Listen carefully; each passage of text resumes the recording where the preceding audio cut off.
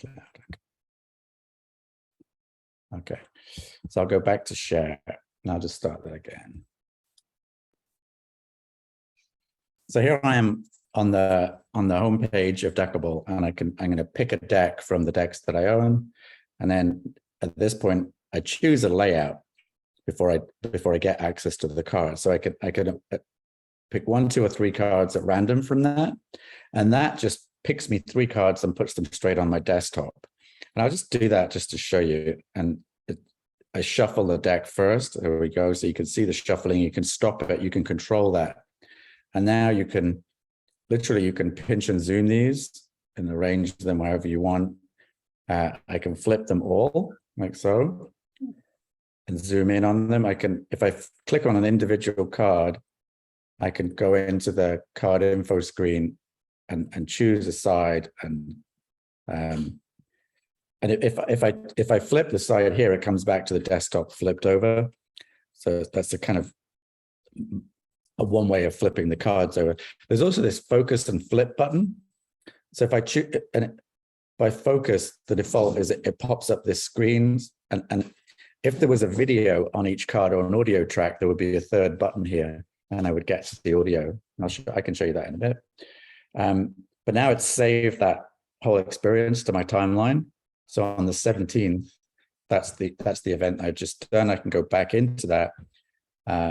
If I choose flip individually, I can flip over individual cards one at a time like so, or I can flip them all like that. And I can grid them like so, or I can mix them up randomly. And I just hit the mix again to stop the randomization. And it's just simple. You can arrange that.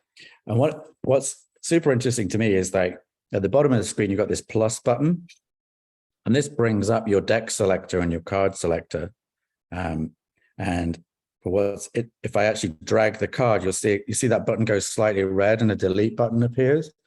And if I drop it, if my finger's now right over the delete button and the card's come, right?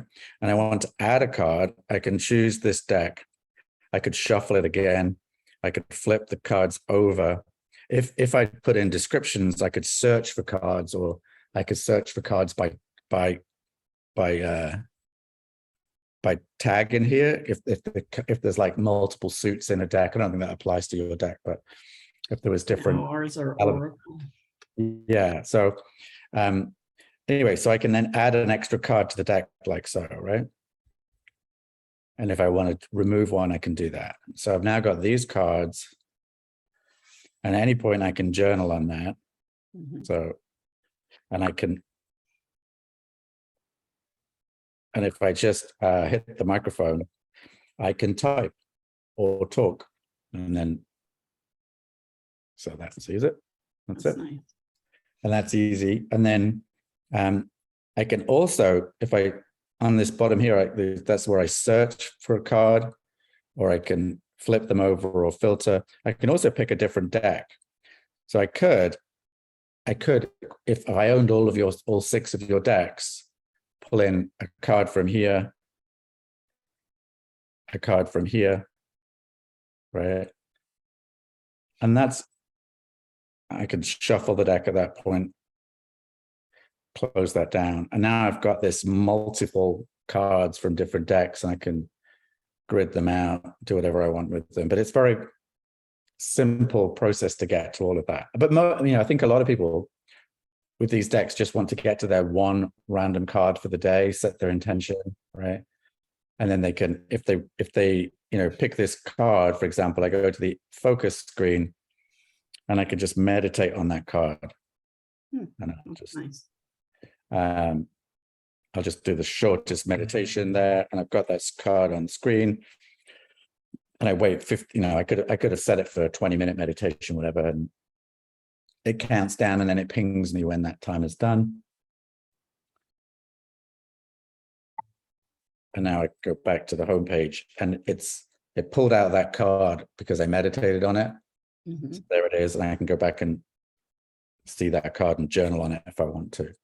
So it's the meditation. Does that have any music ability? If you not at the moment, but that at the moment it's self-guided meditation, but you can add audio to your tracks, right? So you could play the audio of the track. That's something I think we're going to get better at and do more. But basically, I wanted to demonstrate that here we have a platform that is all around the card deck metaphor, right? So you can have as many card decks as you want. You've got them all. And now you can choose them, combine them any which way you want. You can journal on them and you can meditate on them, right? And that's, in a way, we're like stepping into like the calm and headspace with them, because a lot of people, when you start meditating, you often need a soundtrack I do. to get you into the groove, right? Yeah.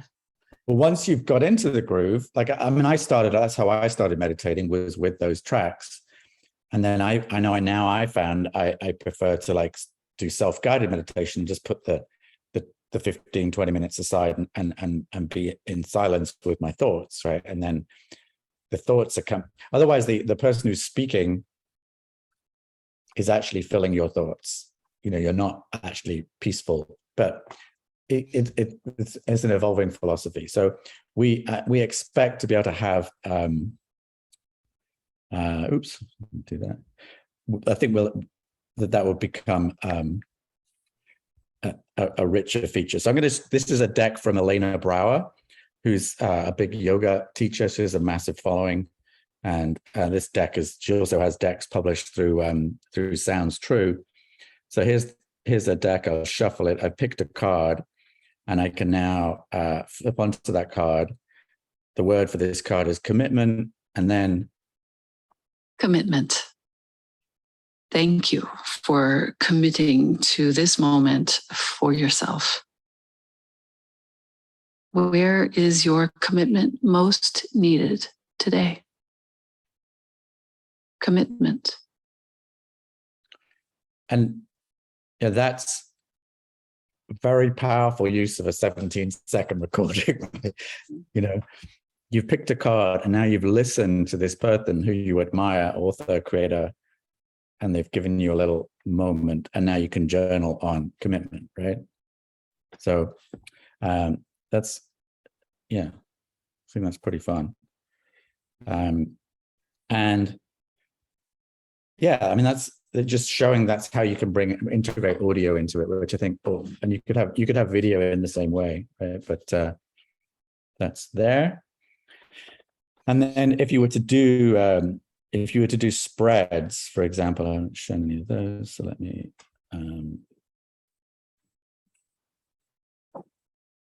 if I pick this deck and I just go down, oh, and I didn't show you this, but I showed you how to start with a quick draw, and quick draw is the same as if I've got a blank canvas here and I've got the same toolbar at the bottom, and I can now pick a card, right? And I can pick another card and I can close that down. It's exactly the same, but it's automatically saved that. I come back to my timeline. There it is. So that, you know, those are the 4 things that I've done since we've started chatting, right? But if I was to do a full-blown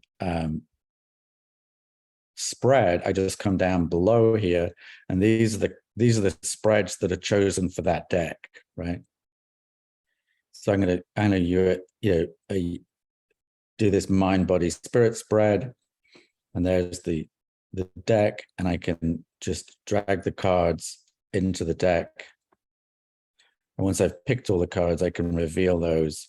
I can flip them all over, and I can focus in on each individual card one at a time. And below it there is the description of whatever the description is that's set up with the spread. So whenever you have a spread, each card in the spread has a question and a description, and that's rendered here. So you get your full reading back, and that reading is saved away. So you come back into this, and it's a reading, right? So it's there. It's not like this is not a free form. It's still remembering the structure of the spread that you actually ran, and you can create your own spreads in Deckable, right? That's a question I had too. Right. So let me stop and show that, because that's pretty fun.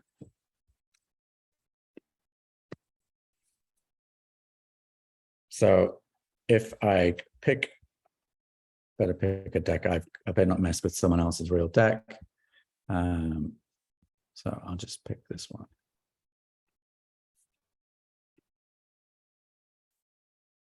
And when you get to this, oops, this screen, you'll see that there's 4 selected spreads and so many custom spreads. If you go to selected spreads, it lists all the ones with the star are the deckable spreads.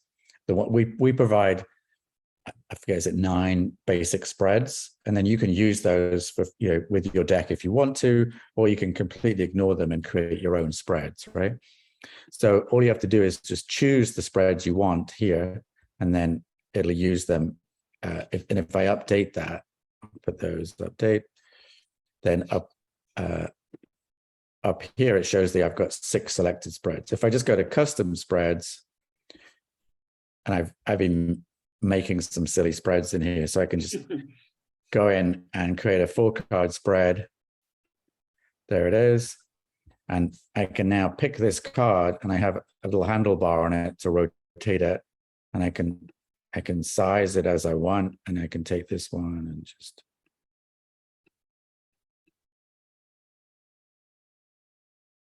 And now I've created those 2 spreads, right? But what's important is I've got the ability here, like, to put my own little prompt on each card, whatever you want. It's got to be a short word because there's not much space there,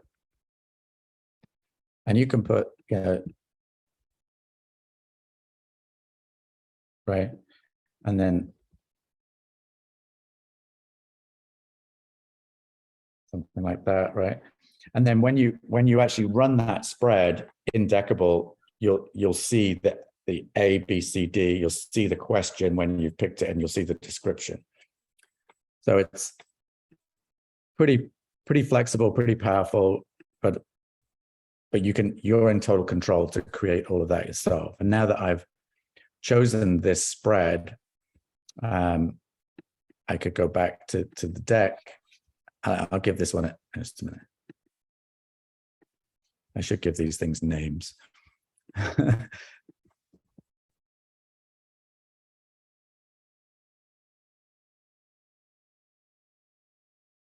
So I just update that. And now if I go to the selected spreads, I'm going to see my 4-card spread, and I update my deck. So that's now the only spread that I can see in the deck. And if I was,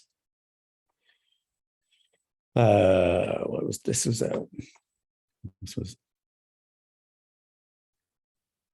So here's my deck, and this might not. I've already downloaded this deck, so that's a new feature in this release. That delete the remove button is a really cool thing, because basically if you're updating your deck and you want to see what it looks like inside the app, you just update it on deckable.com, and then you remove it from the phone, and then you can re-download it, right? So, Okay. And you'll see now I've got 49 cards and 1 spread on the screen there. Oh, sorry. I'm shuffling. I forget. It's okay, you should see all the screens I have open right now. Yeah, I just realized. So I didn't, on this screen, there will be a remove from phone button. You'll see. So they remove from downloads. So that when you've actually downloaded the deck to your phone, you can remove it, and then you can re-download because when you're designing it, even though your deck is already designed, you'll still like tweak things a little bit, I would imagine. So, and now if I pick this deck and I go to pick a custom spread, you'll see there's my spread, right? And I shuffle, and now I can put these cards into the spread, and they.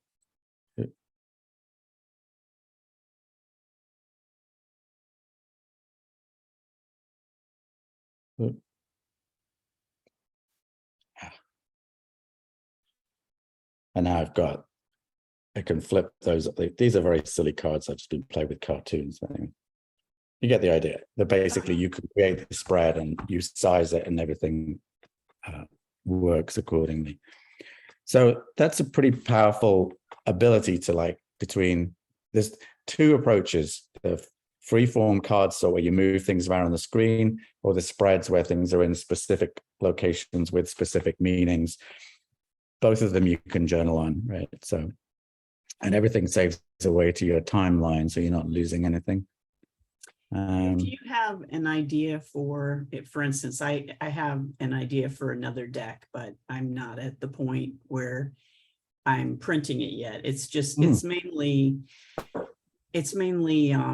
like clarifying cards. And Right.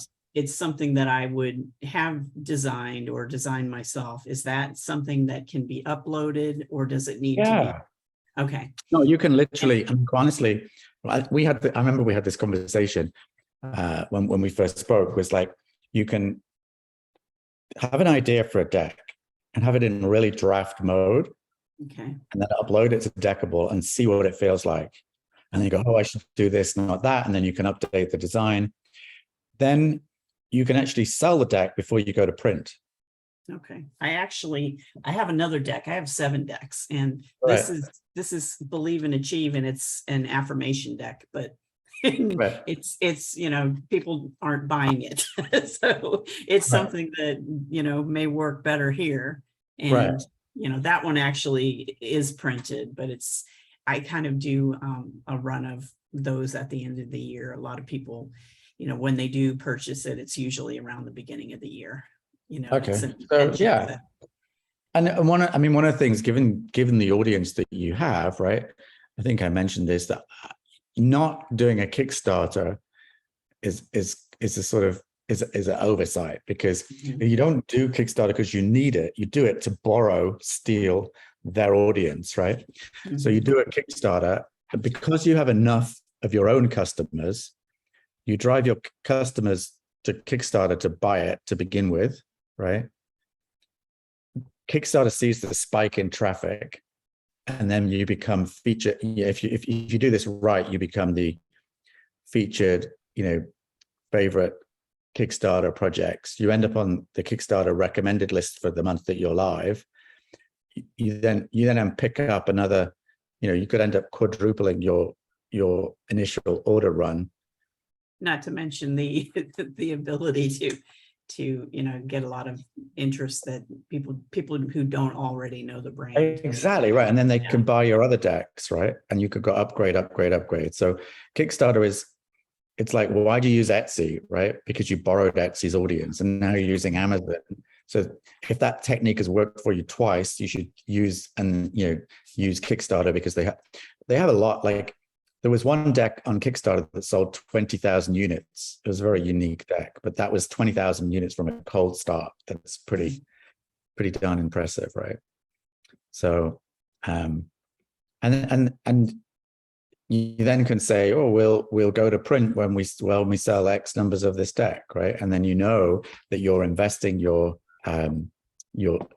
assets in terms of choosing what to print based on demand rather than wish. So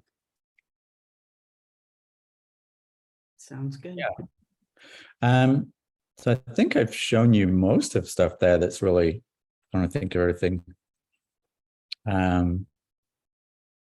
That's really the core experience, right? It's like pick a card, do a spread, journal, reflect, meditate, and then basically fill in your timeline, with different. And it's just, I don't know. To me, it's just so. I don't think I've shown you this before, but this is a hexagonal deck. I like that.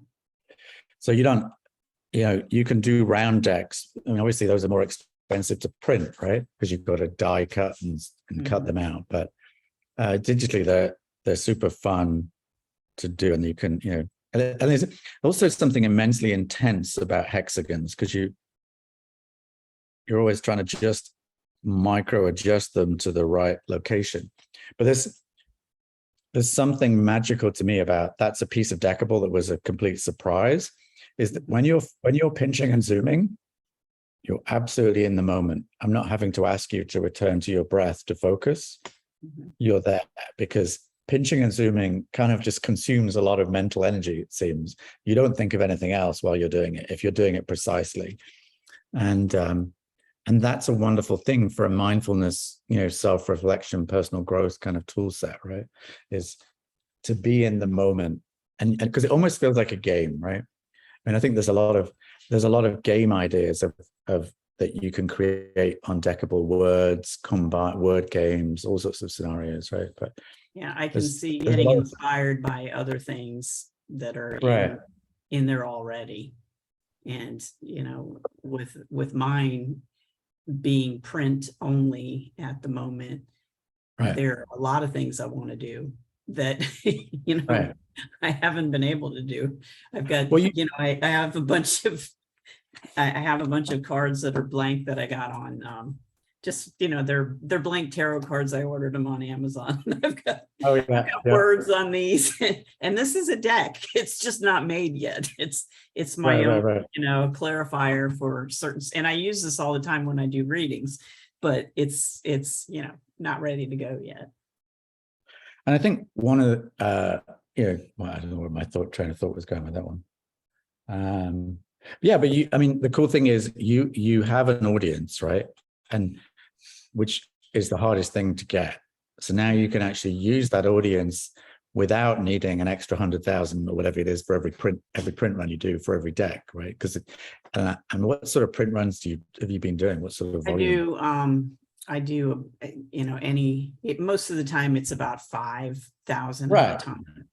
And yeah, I costs a fortune, but that's for, the hidden truth. I usually do about 5,000 at a time, but it's never Right. enough. I can, I'm always having to work toward the next order, Right. because everything is Yeah. also self-funded.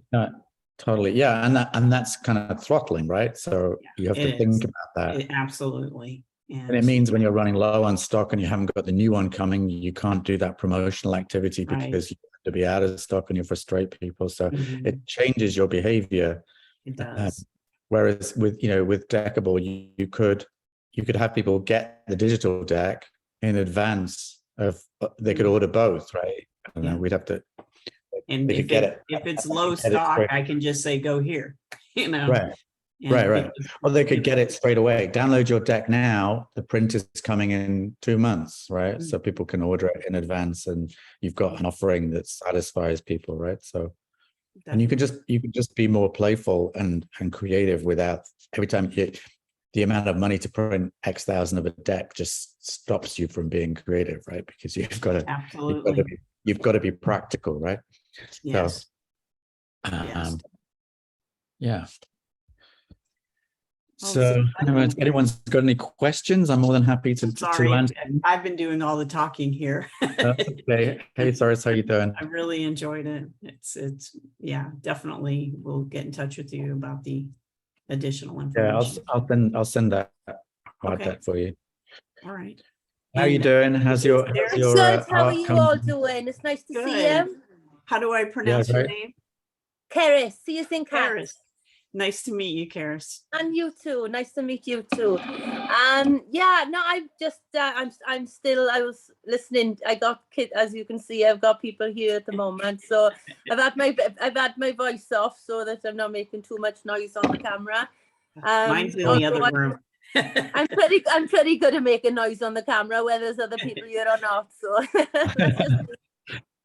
20-year-old in the other room. No, I've been listening now, and you advise the Kickstarter program then? It can be. The Kickstarter works great if you don't have an audience. It might take you 2 or 3 Kickstarters to get going. Yeah. Because if you don't have what happens is when you launch on Kickstarter, if Kickstarter don't know you, which they wouldn't, right? So if you're all new to it, on day one that it launches on Kickstarter, they notice you if you have an audience of your own and you promote it. And when 100 people buy or 1,000 people buy your deck on day one, they're like, "Oh wow, this is hot." and they'll look at it, and then they'll prioritize it, and they'll share it as one of their favorite decks or whatever, right? Yeah. And they're totally monetarily driven. So it's not French. I'm sure it's not. I mean, there may be some friendship and connection in there, but they are just looking for the deck that is selling, and then they will amplify it, right? So I've seen people do 3 Kickstarters before they get to real traction. We have some people. One of the favorite decks that I have is the Sweet Ash Affirmation decks, and they're on Deckable, and they've run I think 3 Kickstarters now. Heath is great, the guy that runs that. Okay. He's really cool. So I've learned a lot from Kickstarter from him, but this is just a standard practice, right? So if you don't have an email list, Kickstarter is probably not such a great idea, but it does you no harm, right? Because I don't have an email list as such, but I do have a fairly large following on Instagram and Facebook. Okay, cool. That I can, hey guys, can you do me a favor? Can you go and check out? You can just click on the link and check on it. Like, honestly, the way I would approach it is have a mindset, because I know you're creating your I'm sure your first deck is not going to be your last, right? So Keris has been drawing use it on what's it called, Procreate? I'm on using? Procreate, and I'm literally drawing the deck as it's happening. I've just finished off card 42 out of 50. Okay. I'm turning 50 at the end of the year, so I thought that's a great number to finish off at. So I'm literally going through them. I've got another 9 cards to update the deck that I've already got on Deckable at the moment. I'm telling so many people about it, and they're all saying I can't wait for the physical one as well. I've got a lot of feedback saying I want one, but right.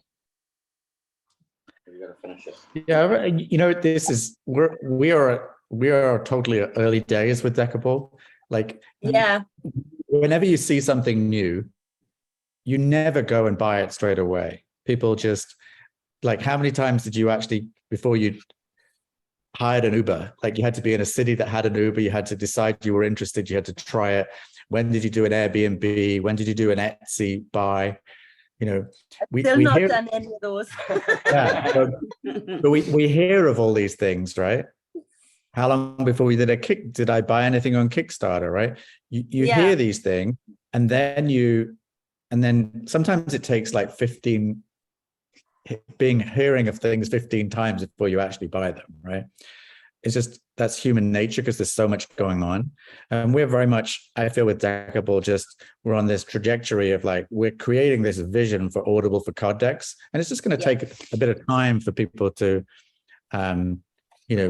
dive into that, but they can, right? I mean, and then people who are curious and frustrated and, can't get the deck physically because they're on the other side of the world, or it's too expensive for them, Deckable is a really, easy option to try, right? So, that's where we're heading. It's just this long, we have a great content base with the 350 decks we've got. There's more joining all the time. And, like, I got an email from someone that I reached out to 12 months ago, and she never replied 12 months ago. And this morning she booked a slot in my calendar to talk about her deck. It's like, people are watching, even if they're not, actively doing anything, right? And I have done this before, because in creating Listly to 1 million users, there's a lot of people who just ignore you, want you to go away, but then when you become something, people have to participate, right? And we have something that's there's nothing like Deckable, right? There's no tactile experience, right? So people will see it, try it. Some people will try it and they'll come to the website and won't do something because they don't want to create an account yet or whatever. Everyone have their reasons, but there's enough momentum, I feel, with all the people who are on board. This is just going to get easier and easier, right? The hardest thing was the hardest and thing I've ever done in my entire life was to get 100 people to say yes to a product that didn't exist. Now we have 350 decks and a kind of momentum. It's so much easier, and from here it just keeps going, right? So we're playing a game of dominoes here, right? We lean, you can always knock one domino can knock over another domino that's 25% bigger, and we're kind of rolling our way up the hill. I had a conversation yesterday. I can't say who it is yet, but it's in the grief space, and it's the biggest name, the biggest author in that space. And I think we can probably figure it out. You said grief space. Yeah, We can probably figure it out. we'll I have figure a that out. grief deck too. So, and then we've already got Kessler's deck, right? Because we have every deck from the DBT decks, right? But this is a different one. And it's just, this is the fun time, right? And people are seeing it and hearing of us and coming to Deckable. And it's just, it's all about being here, being available, open, listening, Yeah. I find I'm very much a people person, a face-to-face person. I've actually booked my first mark because I home educate as well. So I booked a festival, a stall at a festival, and I'm planning on taking Deckable, taking my iPad, and saying, Right. "Hey guys, come and play with my new toy. Come and check what it does." So I'll have the Right, iPad there, yeah. and I'll be like, "Come on, guys, come and have a go." And I'll be talking to people, and I'll be stopping people. Oh, you haven't been here yet? I can totally believe that. Absolutely. That's going to be fun. You should have your husband video that so you can see you I doing will. the I jumping will on do people. It's going to be my launch as well, so it's going to be all rolled into one. I've just got to finish the deck, but that's just small things. Yeah, no, it's very cool. But that in those moments, that's why I love doing things like this. I hear things and learn things that I didn't know. Like one in my head, I'm kind of thinking further ahead and realizing I need to actually think really, really simple, really basics, because people are at that level. And we have some plans of like helping people with onboarding, just realizing what knowledge gap we've got to fill in, right? So Yeah. Nick, I had a question. Do you have plans for a media campaign like magazine? I know Allure magazine, Oprah, those types of magazines end up, they probably would publish something like this in their gift, especially with the holidays coming. Yeah, definitely. And we definitely will be doing that. I've had a little foray into that, and it's always hard to find the right PR company. I found Right. We had the first PR company we did turned out to be, I don't know if I just feel like there was I didn't feel it didn't go very well. I'm not sure they were quite as, my feeling was they were not very kind of honorable about what was happening. I don't know if I trusted them in the end. Yeah, I don't have one. Same reasons. And I spent my life in media, and I'm just That's amazing. Yeah. So I previously have done this before. Like I got one of my clients a 2-page spread in the Financial Times in the UK, and the guy was so happy he kind of made it into a copper print on his wall. I was like, nice. I actually enjoy doing that. I'm just feeling like the last month has been getting past the launch, and now my next focus is the onboarding. Because we have this friction there with people who don't know what it is. It's not that it's hard to use, it's that if you've got a car and I sell you a better car, you can see why my car is better. Mm-hmm. Right now we're selling you something that you have no comparison of what does a digital deck do, right? And I'm realizing that I need to get really simple at telling people what's possible, and I've got to make that easy. And I've got, I forgot to show you guys. I know what I forgot to show you. So I'll come back to that in a minute about the onboarding plan, but let me show you one thing that's I really love in Deckable that I've been showing people that's really good. So Dex,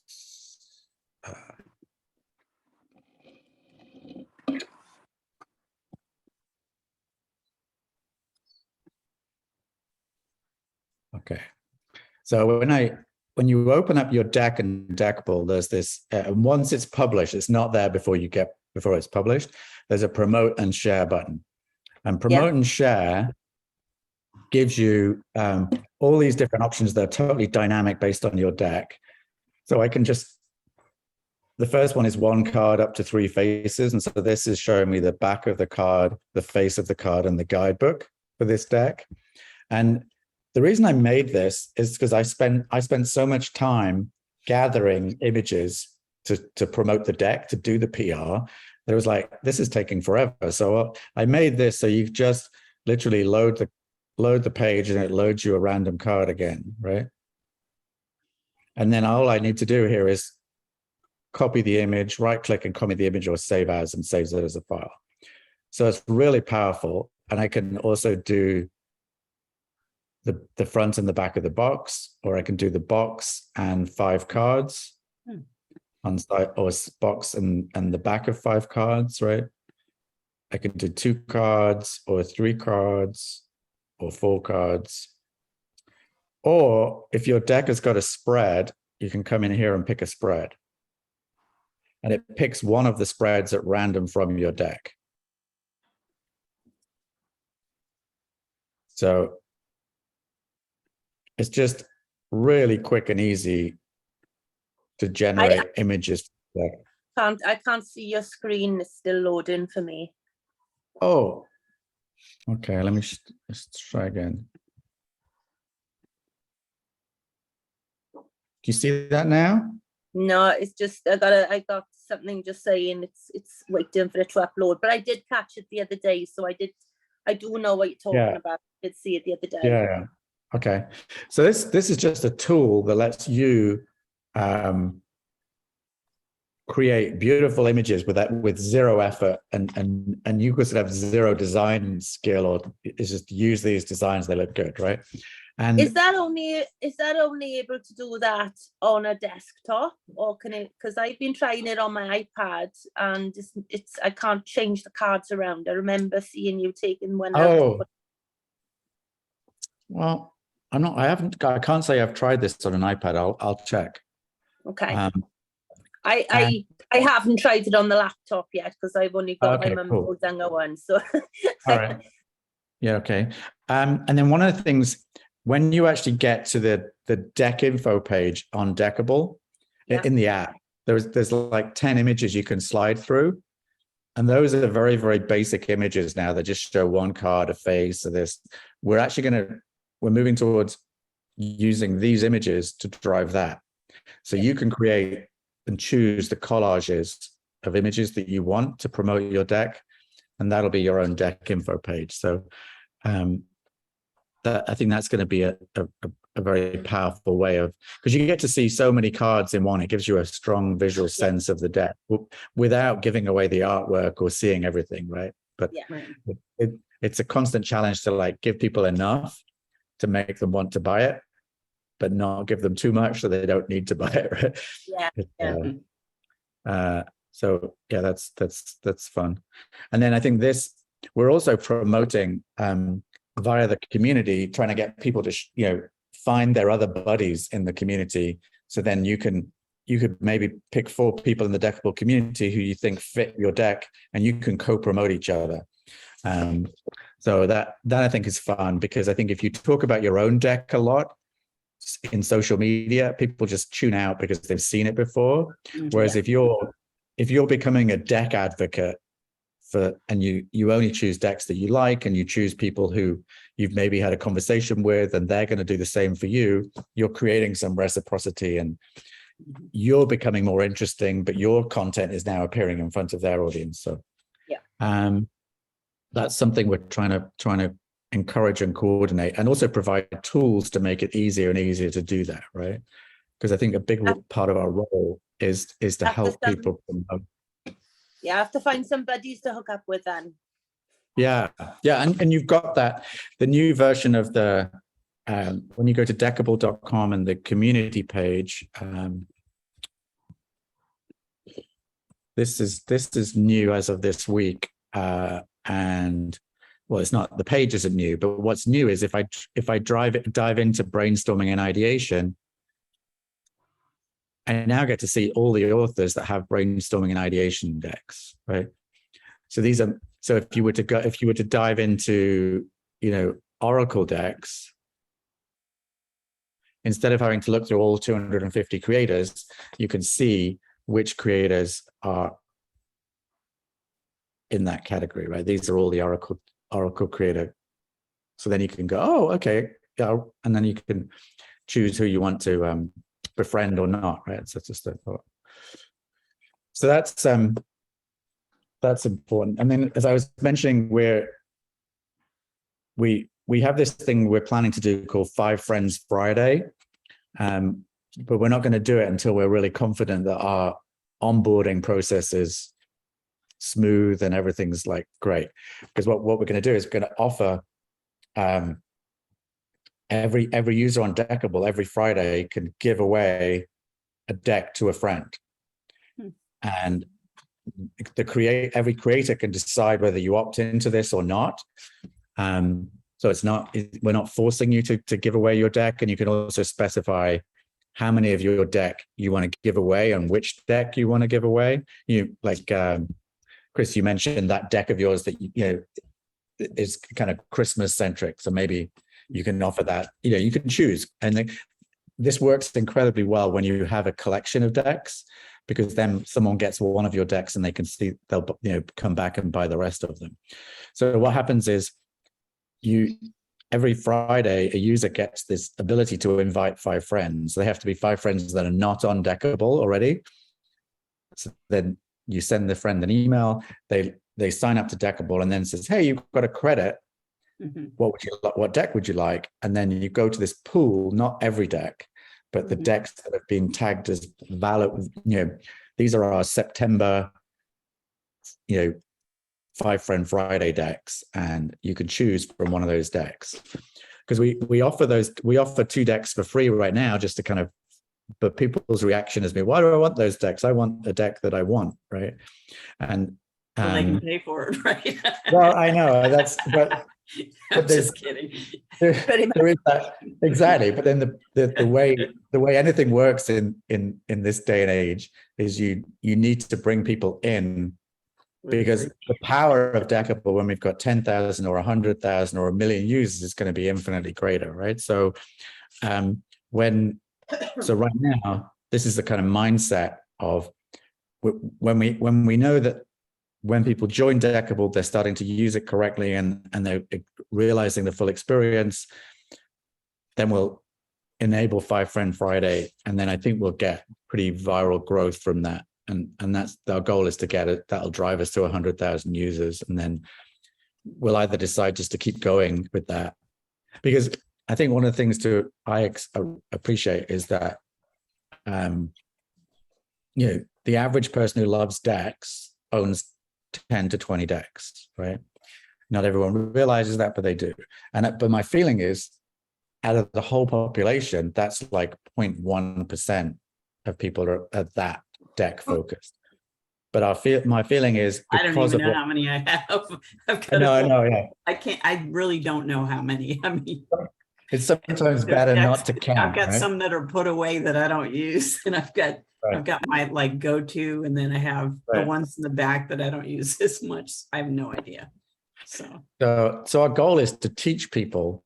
I think we can teach more people to use decks than use decks currently, right?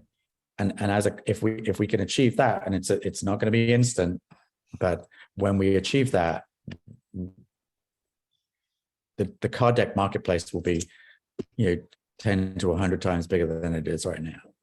And I think that's entirely possible because of the universal, whether you come to Deckable to do learn something with a course, or you come to Deckable to do divination or manifestation or coaching, whatever your reason to use card decks, it's all there in one place. And the more decks we have, and our decks are probably 50% coaching, 50% spiritual divination. So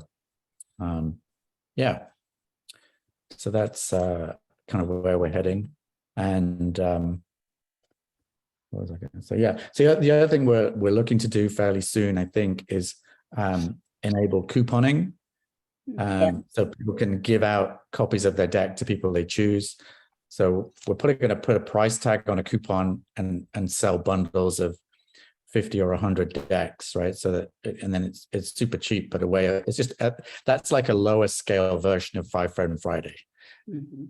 And if we prove that and that works, then basically I use the kind of river and rocks mentality here. Is if you have this river at a certain level, you see a rock, and as you deal with the rock, that's the friction. You lower the level of the river, new rocks appear. Deal with those rocks, lower the water, deal with those rocks, and keep going. And that's where we are. I think that's my mindset of the process for Deckable. Is just remove friction, enable more things, and we'll just. And I know. There's a outside, has that? So, yeah, it's just the sort of mindset of how do you get a technology off the ground? How do you get people to adopt it? And when we're in that position, I think the idea of doing, well, I want to go back to your PR thing. I reached out to Cosmopolitan way back. They actually made a deck. Oh, Yeah. They made their own tarot deck, and I reached out to the girl who is was the front person for this deck. She's the spiritual person on the Cosmopolitan team, and I gave her a demo. She was so excited, and then we're going to do stuff, and then it just suddenly, I don't know what happened, but obviously some conversation somewhere didn't flow because she went silent on me. But we'll just keep knocking on those doors, right? And yeah, it's gonna happen. It's just gonna like flow from there. So yeah. well, thank you so much. I really appreciate all the information. And Yeah. Well, and then when you're ready with your deck, when did you get to speak to your because you had it with your printer, right? yeah, no issue at all. And I have proofs that are, I don't know how that would be uploaded, but I have. So is that a PDF with one? It's a PDF, but they were able to take off the lines. Oh, okay, cool. Yeah. Right. And then, so basically I can help you with that, but the first step is you just take that PDF and you split it into individual images. It's really easy to do. And then once I've got those images, I can upload it. So I'm more than happy if you can. Well, I fly on Wednesday, so Okay, I'm going to take a look at it today, and we'll Yeah. get it done. and I'll add the thing we talked about. So if you can do that today, tomorrow, I can turn it around to you within the hour, and we'll try to if I'm around. Okay. But then once you've got one deck, you can see what's the pot, and then it's easy Right, to. and then I can just those- fine tune it and work on it. Yeah, Good. exactly. Okay, I will. I'll take care of it today. I've got something to do in just a little bit, but when I get back. All right, cool. Thank you. And nice to meet you, Karis. And you too. I I'll found see you and I again. followed you. I'm all Oh, things awesome. intuitive. Yes. Wonderful. I'm I'll Chris come in here, stalk but you I'm all soon. things intuitive. And so if you see that on your Instagram, that's me. All right, I shall come and stalk you soon. I promise. All right. Well, you all have a great day. Thank you so much. Thanks, everyone. Cheers. right. Bye-bye now. Bye-bye. Thank you. Bye. Thank you.